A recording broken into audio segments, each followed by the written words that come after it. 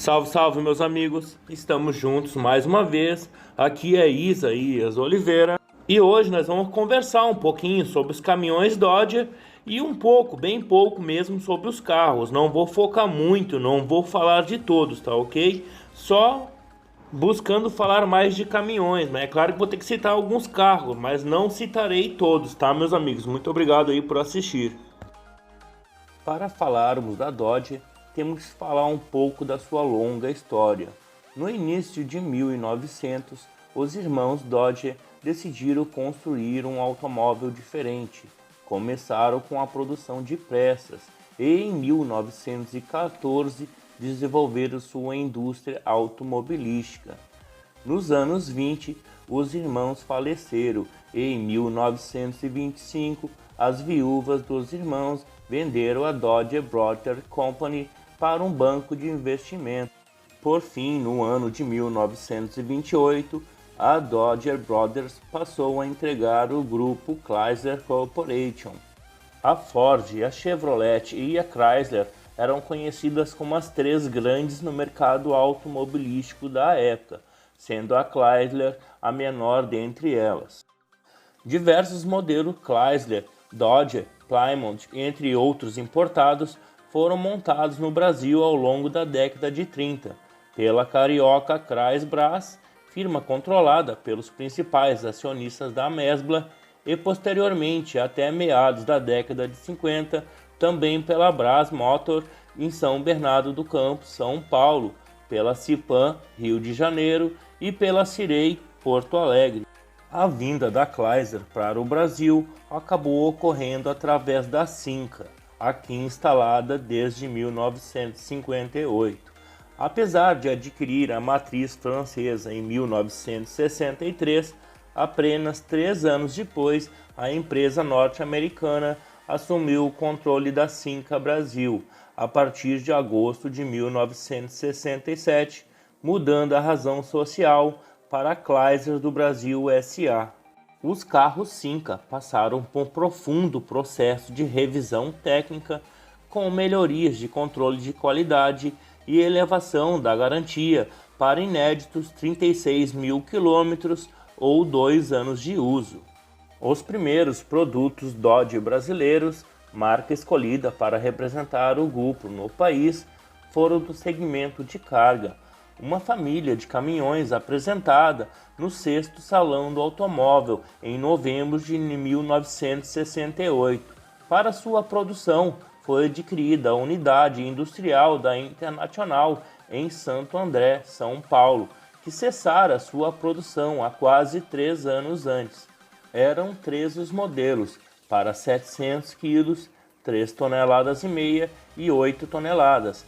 A picape D100, o caminhão leve D400, o primeiro concorrente forte da Ford F350 e o médio D700. O primeiro a ser oficialmente lançado foi o Dodge 700, em maio de 1969. O caminhão de concepção tipicamente norte-americana, com cabine recuada, levava um grande motor V8 a gasolina, com 5,2 litros e 196 cavalos. Possuía caixa de 4 marchas e também a opção de 5 marchas, reduzida com acoplamento elétrico, direção não assistida e freios hidráulicos com auxílio a vácuo. Podia ser fornecido com 3 comprimentos de chassi, entre eixos de 3,68 m e 5 metros. 3 meses depois foi lançado o D400, com o mesmo motor, porém com a potência elevada para 203 cavalos e caixa de 4 marchas, sendo a primeira não sincronizada.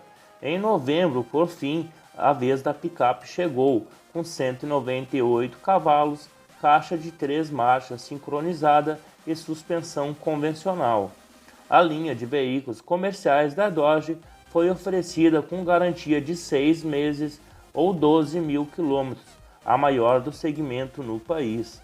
O Dart estrearia em outubro de 1969, tornando o carro mais veloz então fabricado no país.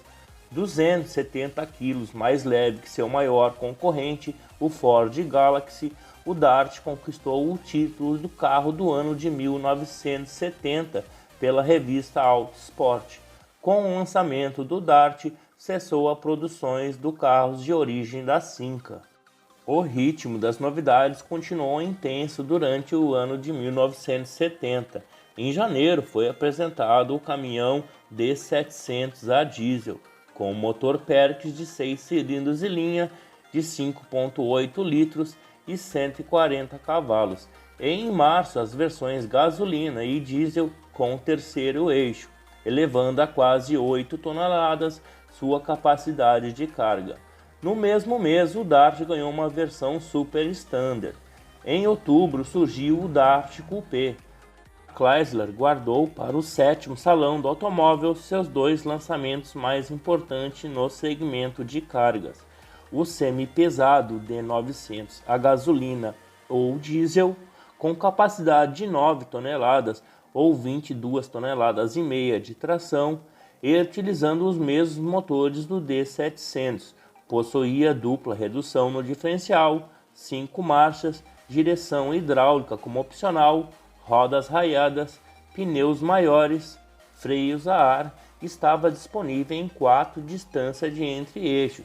Na oportunidade, a picape recebeu uma versão luxo, uma grade e frisos laterais cromados. O D400 ganhou freio com hidrovácuo opcional e o D700 radiador e tanque de combustível maiores e mais uma opção de comprimento de chassi. É difícil falar da Dodge sem falar dos automóveis, então vou tocar um pouco mais no assunto.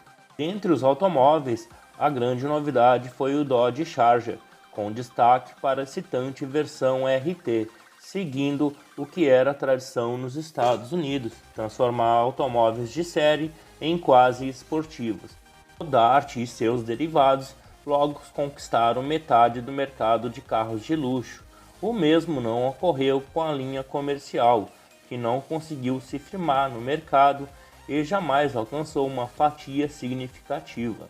Picapes, por exemplo, que em 1971 representava apenas 1% do segmento, caíram para menos de 0,7% em 1974. Os caminhões que começaram obtendo 5% do mercado caíram para menos de 13,5% em 1973. No ano seguinte, recuperou quase 3 pontos percentuais, graças ao semi-pesado D900, que se tornou o segundo mais vendido do país, 10% do total, muito à frente dos equivalentes da Ford e Chevrolet, porém distante do primeiro lugar. A Mercedes-Benz, com 85% do mercado em meados de 1972, a Chrysler brasileira fabricou seu caminhão número 10.000 e 30.000 automóveis. Em 1975, foram apresentada mais uma versão do caminhão semi-pesado D950, agora com o motor MWM de 6 cilindros, 5,6 litros e 138 cavalos, com 3 comprimentos de chassi e capacidade de tração de 22 toneladas e meia. Em 1976, o Dodge 1800 foi rebatizado como Dodge Polara, ganhando destaque como carro do ano de 1977 da revista Auto Sport. Na linha de caminhões comerciais, em maio foi lançado o modelo D400 a diesel, utilizando um motor Perkins de 4 cilindros, 3,8 litros e 90 cavalos. A Chrysler vinha desenvolvendo o projeto de uma família de vans, mas a crise de energia, porém, levaria a empresa no final do ano a comunicar a suspensão provisória dos planos, que seriam resgatados quando a Perkins disponibilizasse um motor diesel de porte adequado para os novos veículos. Mas esse projeto foi engavetado de vez. A Chrysler participou ativamente do desenvolvimento de motores a álcool no Brasil. Por iniciativa própria, a empresa trabalhou na conversão de seus motores V8 apresentados no 9º Salão do Automóvel, um Dodge Dart e um protótipo de chassi de ônibus urbano a álcool, o primeiro do país com um novo combustível. O veículo exposto na época levava uma carroceria Marco Polo Veneza. Em março de 1977, mais uma opção de entre-eixos foi oferecida para o D400, elevando a sua capacidade de carga para 4 toneladas. Volkswagen Werk, proprietária da Volkswagen do Brasil, surpreendeu o setor em julho de 1979. A empresa alemã anunciou a aquisição do controle da Chrysler brasileira, 67% das ações, suas fábricas e o direito de produção de seus veículos no Brasil. A transação foi devidamente formalizada em janeiro daquele ano. Em novembro de 1980, a Volkswagen Werk assumiu o controle total da Chrysler do Brasil, adquirindo o restante de 33%. Em fevereiro de 1981, a razão social mudou para Volkswagen Caminhões. A Volkswagen buscaria atualizar a linha de caminhões Dodge e incrementar suas vendas. A picape D100, ao contrário, imediatamente saiu de linha. Nesse cenário, os automóveis restou um papel marginal e sua produção pouco durou, tendo sido finalmente suspensa em julho de 1981. O potencial do grande motor V8 da Chrysler soube ser aproveitado pela Volkswagen Caminhões. Tinha muito maior facilidade de ser adaptado para o uso de álcool do que os motores a diesel.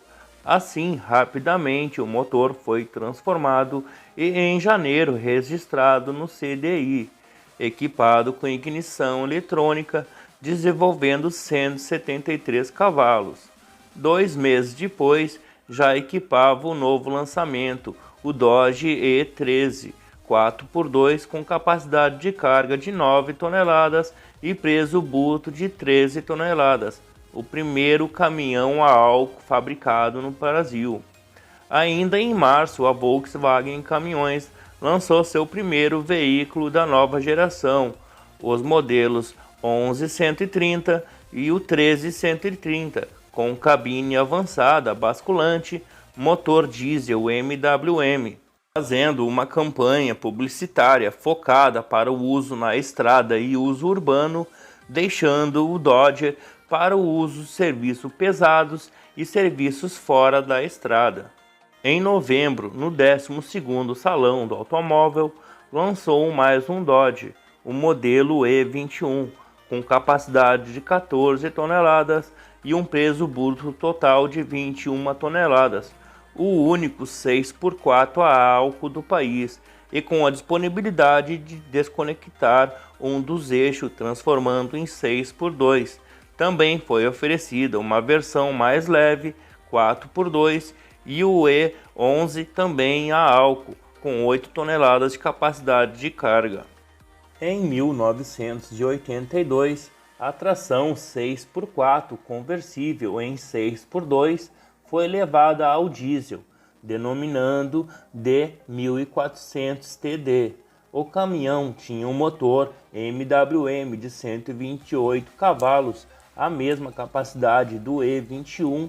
Em paralelo à expansão da nova linha de caminhões, a empresa continuou investindo nos veículos Dodge para o mercado suco-alcooleiro. No início de 1984, procedeu uma série de melhorias nos modelos, mas o sucesso do E13 e E21, usando dar-lhe sobrevida suficiente até que tivesse preparado seus próprios caminhões para suprir o segmento.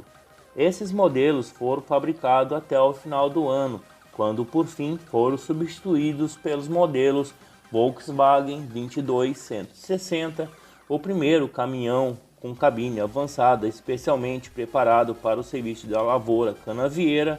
Com eles, toda a produção dos antigos modelos foi descontinuada. E assim, pela primeira vez, a Dodge abandonou o país. Durante 10 anos, a atividade a Chrysler brasileira produziu em torno de 235 mil veículos, quase um terço desses comerciais, caminhões, caminhonetes e intermediários. Sob a administração da Volkswagen, foram fabricados mais de 25 mil automóveis e caminhões com a marca Dodge. O retorno da Chrysler se deu por vias indiretas. Em fevereiro de 1986, abriu um escritório em São Paulo. A partir de outubro de 1994, introduziu no mercado brasileiro, com discreto sucesso, seus automóveis Neon e Strato. Mas aí já é assunto para outro vídeo. Muito obrigado por assistir o nosso canal. Seu like, sua visualização são de extrema importância para o nosso crescimento. Fiquem com Deus, meus amigos.